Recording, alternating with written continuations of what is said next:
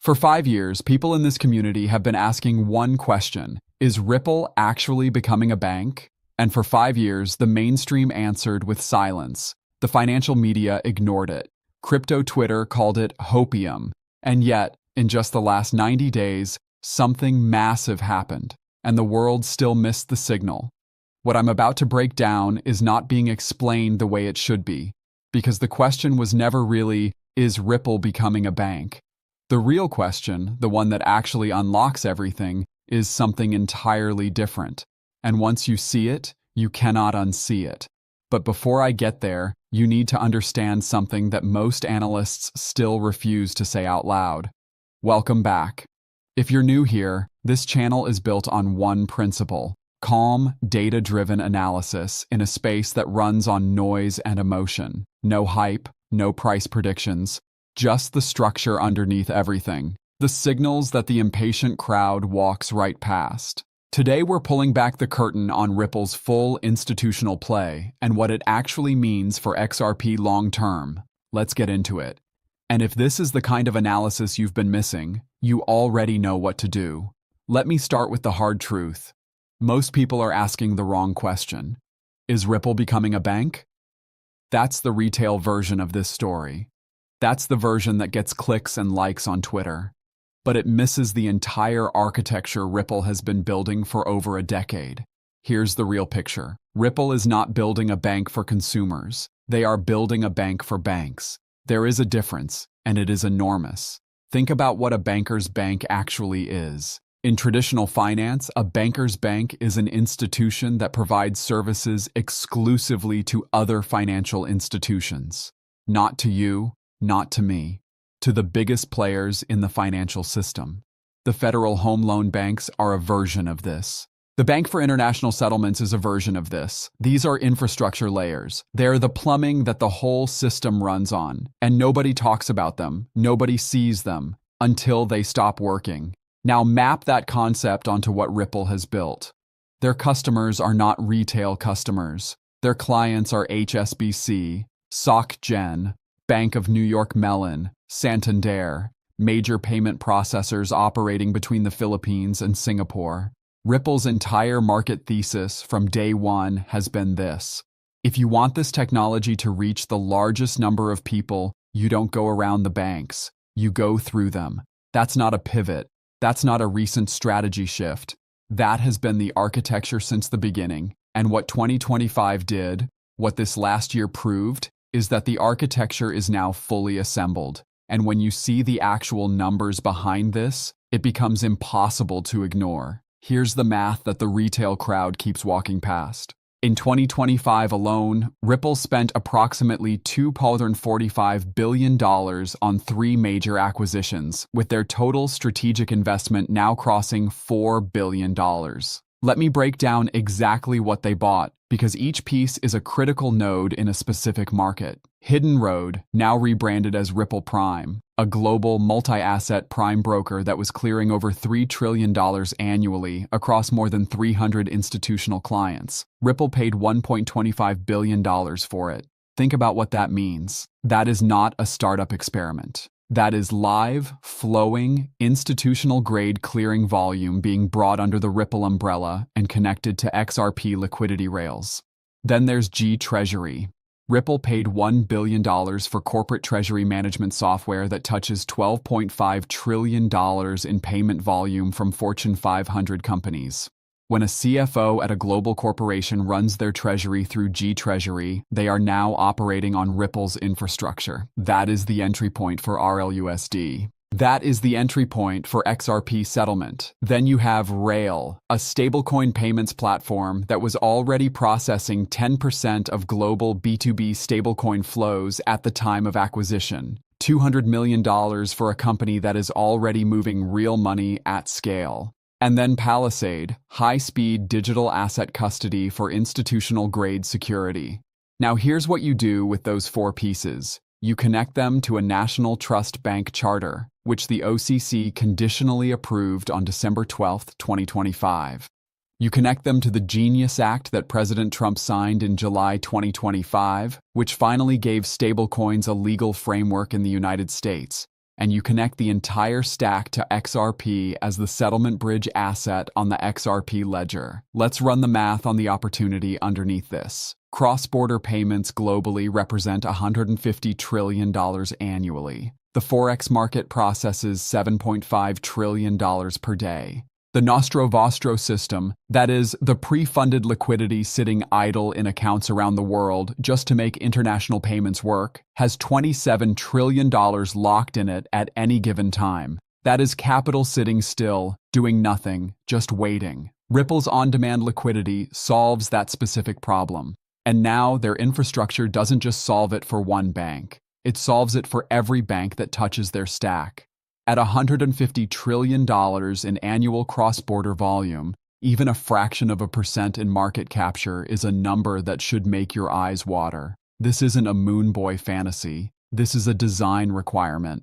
But math alone doesn't move markets. What moves markets is when the most important players in the world start acting on that math. And that is exactly what's happening right now. Let's talk about what the institutions are actually doing, because the signal has never been clearer. December 12, 2025. The Office of the Comptroller of the Currency, the OCC, conditionally approved 5 national trust bank charter applications simultaneously. Ripple was on that list. So were Fidelity Digital Assets, BitGo, and Paxos. Think about the names on that list. This is not fringe. This is the institutional stack of the digital asset world receiving federal banking charters. And note something important about the timing. This came after the Genius Act. The OCC was not acting alone. It was responding to a clear directive from the regulatory environment that President Trump's administration has been building since inauguration. The door is open, not cracked, open.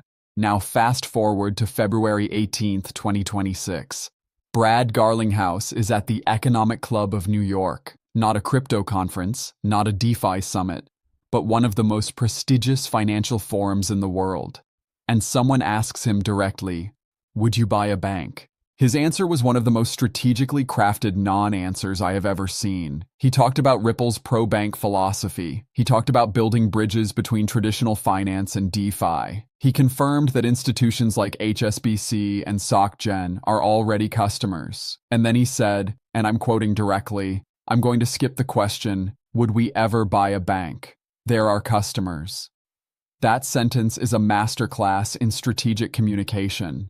Because what it really says is, why would I buy something that I already provide the infrastructure for? And then there's RLUSD. 13 months after launch, Ripple's US dollar-backed stablecoin is already the 5th largest stablecoin in the world.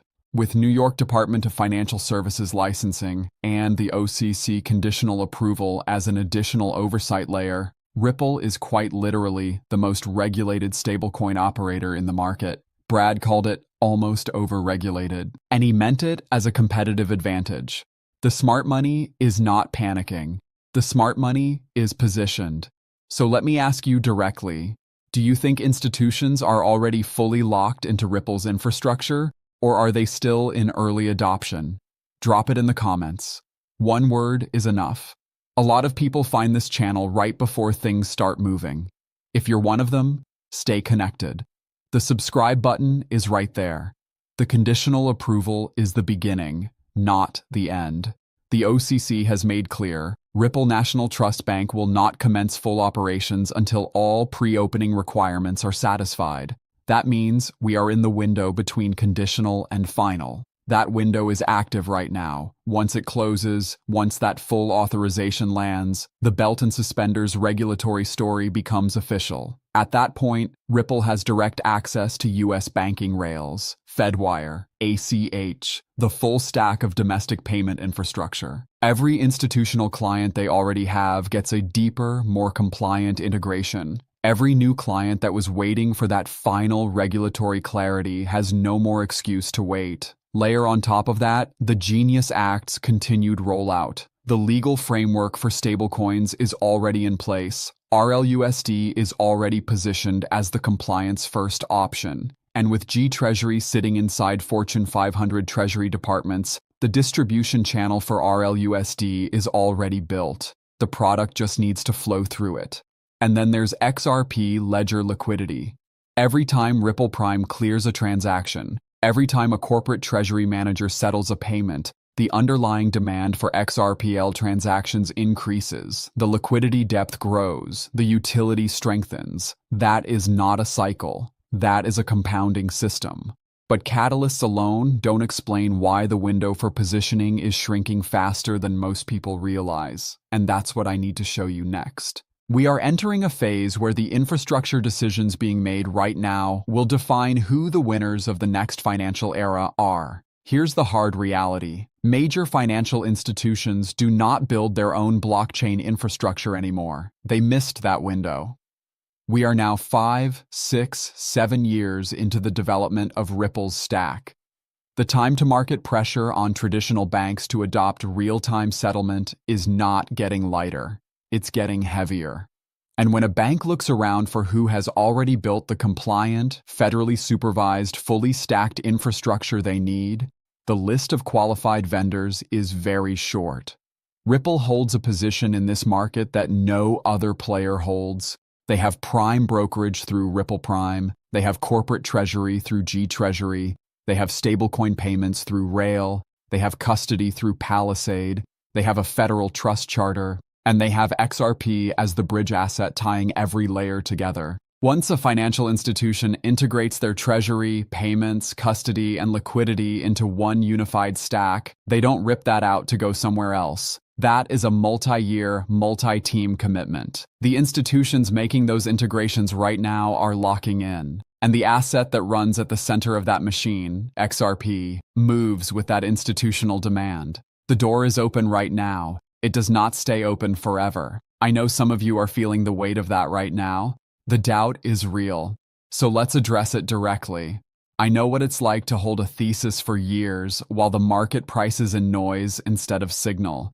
I've been talking about Ripple becoming a bank, or something larger than a bank, since 2021.